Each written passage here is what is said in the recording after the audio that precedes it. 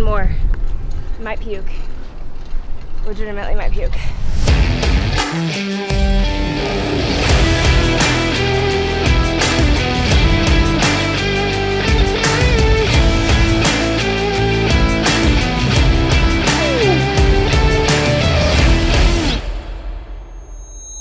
Hi guys, welcome back to another episode of Chasing Leadville 100. We're gonna go into 21 run for a lift, so let's get it.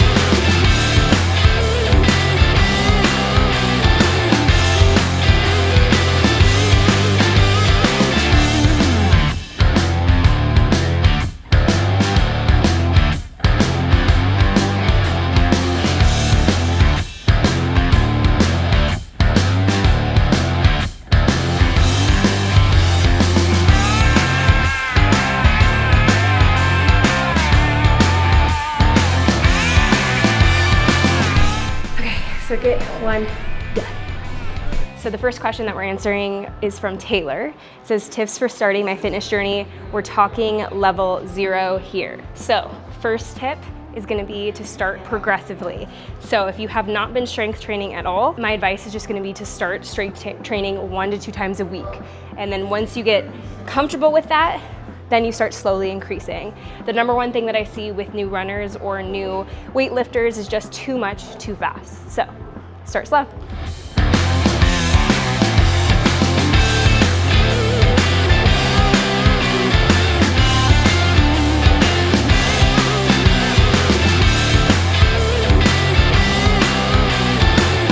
The second recommendation that I have for beginners from ground zero is just to maintain consistency. So picking a regimen that is something that you can maintain for a long period of time is what I would recommend for you to be able to maintain consistency. And then just relying on discipline over motivation to maintain that.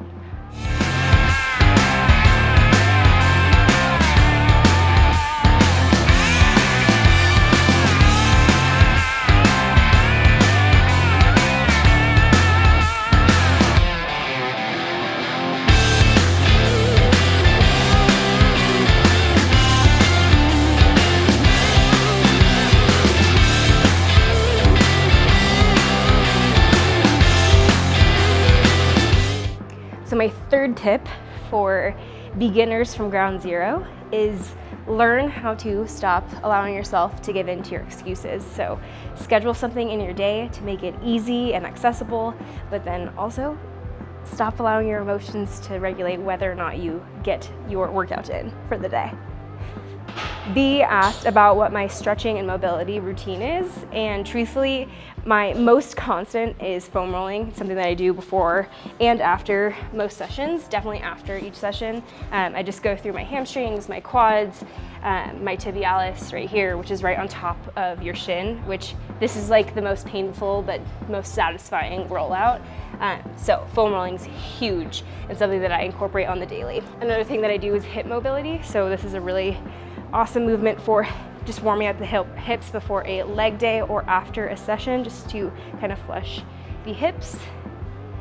Because trail runners utilize our calves very often as well, something that I do is some knees over toes calf raises. So I use a slant board here. I bring my knees over my toes and then simply do a calf raise from here. So basically just emulating some knee loaded calf movements, very similar to what we would be doing on a trail. Last but not least, for some common mobility exercises that I do is a tib raise. So you can do this on a slant board or just on a wall. Either way will help kind of utilize more range of motion, but we're basically coming from a flat or pointed spot and then bringing your toes up to our shins. That is how we activate our tibialis. Whoa. A few people asked about my food intake, which I feel like we've done a good job of posting food on here on YouTube, but I'm gonna go have a post-workout meal, so I'll catch you guys at home. One of the most asked questions that I got was just about fueling, how I eat on a daily basis to fuel for my training for Leadville 100. And my number one recommendation is just to try and eat as many whole foods as you possibly can. You don't have to be perfect, but definitely higher quality ingredients will make you perform better in the gym, and then just also adds to overall health. So if you're focused too much on calories and macronutrients and you're eating a lot of processed foods, you're just not gonna perform at a ideal optimal level. So for me, eating high quality proteins, high quality fats, lots of fruits really does fuel me in a way that I notice in comparison to having a more processed diet. So we actually get our eggs from the farmer in our neighborhood, and they do have some dookie on them. So because they are shelf stable, they haven't been washed before. So if you've ever bought eggs from a farmer, they're like this. A lot of other countries also sell their eggs this way, so they're not washed, which means that they can sit on the shelves. They don't need to be refrigerated. So just in general, I've noticed a huge difference in the quality of eggs buying them from a local farmer versus buying like a commercial brand of eggs. So that's the first thing I eat. The next thing that I will throw in is just some ground elk. So I've actually already cooked this for breakfast, but it's just ground elk with salt and pepper. Redmond real salt is actually what I use. It's a local Utah brand of salt, but this is the main entree combination, elk and eggs, and then I'll also cut up some fruit. So let's cook it.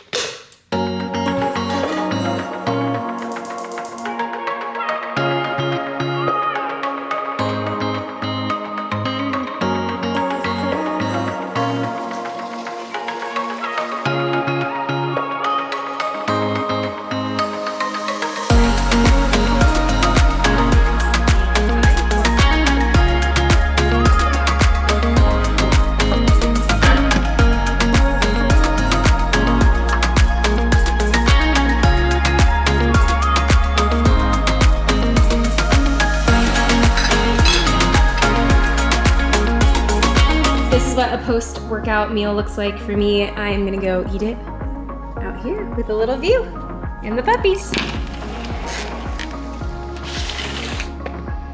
What are you guys doing? Excuse me.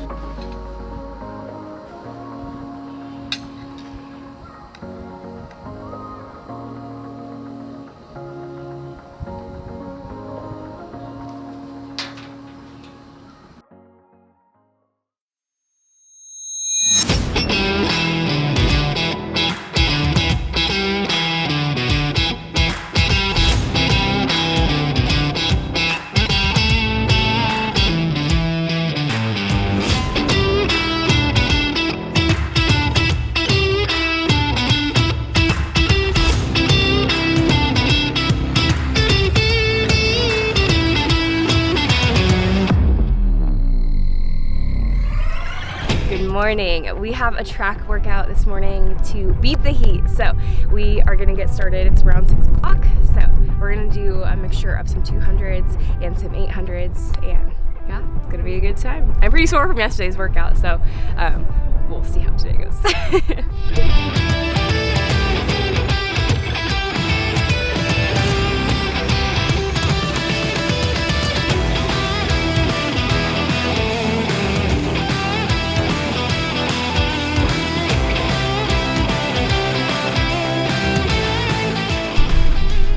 So I am gonna do some progressive 800s just to warm up a little bit more. So slow start into some faster speeds and then a rest interval. And then I will go into 6, maybe 6 to 10, depending on how I'm feeling, 200 meters. So let's get warmed up even more. So first, 400 meters, holding a 7:15. I'm just gonna slowly get faster to what my 200 meter start is gonna be. I'm just gonna warm the legs up. So 7:15.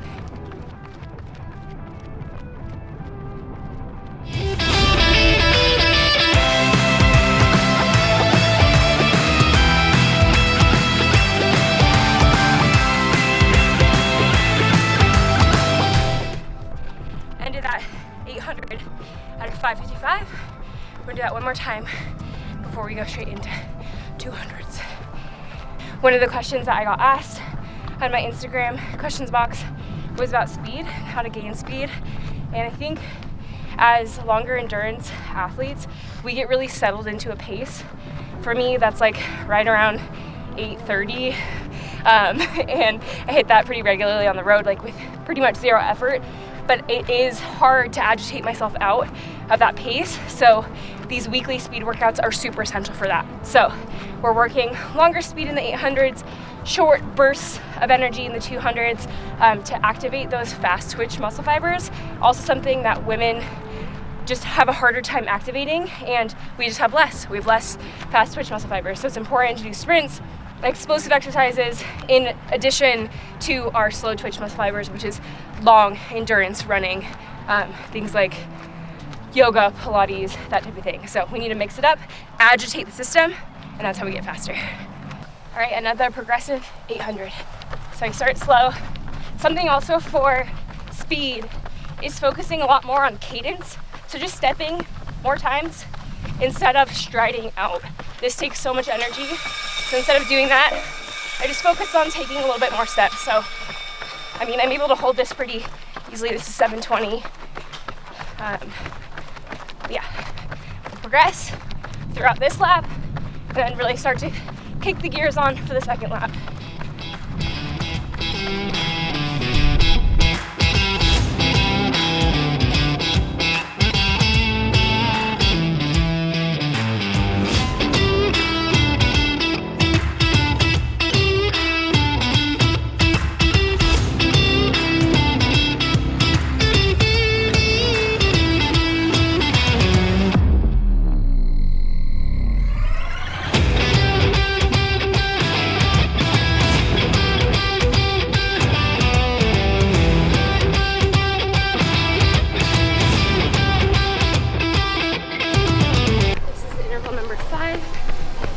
So that last one was 4:30 pace, ending at 4:34 pace. So it's pretty good for an ultra runner, I guess. Number 5.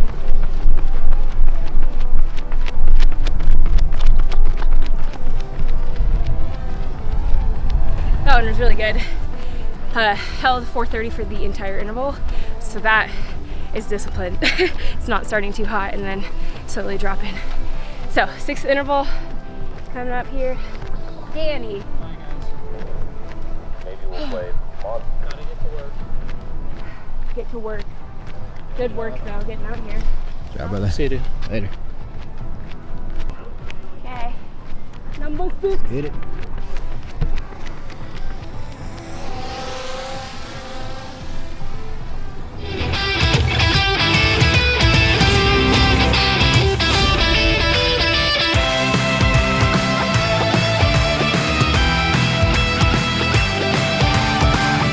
Was 4:25 for the whole thing. This is all with room for error because the watch is a little bit delayed. So yeah, right around 4:25 pace for the 200s. Gonna go maybe 2 more to get to 8 by 200. All right, I'm gonna get a little and go.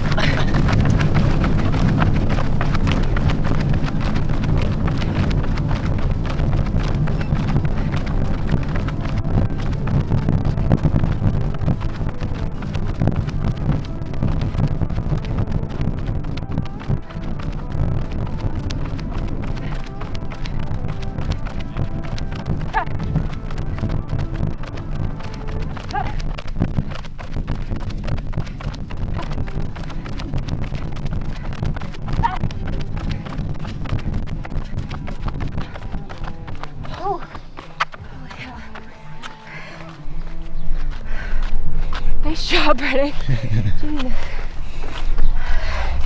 Okay. This is what we want. Second air. That one was 4:20 pace. Still haven't dropped pace, but I do feel like I'm gonna throw up. So it's good. Oh man. I literally might throw up.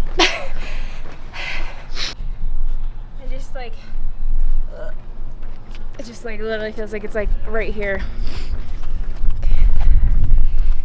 Okay, so I'm just gonna do two cool down laps so I don't cramp up. Okay. All right guys, thanks so much for coming along for that track workout. Please make sure to like, comment, and subscribe because it helps me make more of these videos. So thank you for joining us for another episode of Chasing Leadville 100.